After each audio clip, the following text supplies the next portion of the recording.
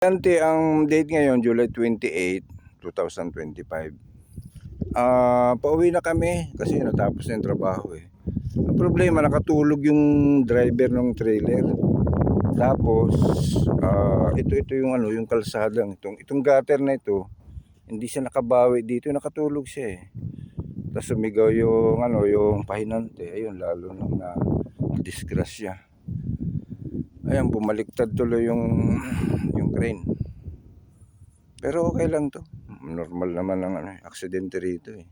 Dito nga ante, pagka namatay yung mga Libyano, ang sasabihin ng mga Libyano, kalooban daw ni Allah. Kaya ililibing agad. Wala na investigasyon dito pag namatay ang tao. Libing agad. Pero ano naman, okay naman ako.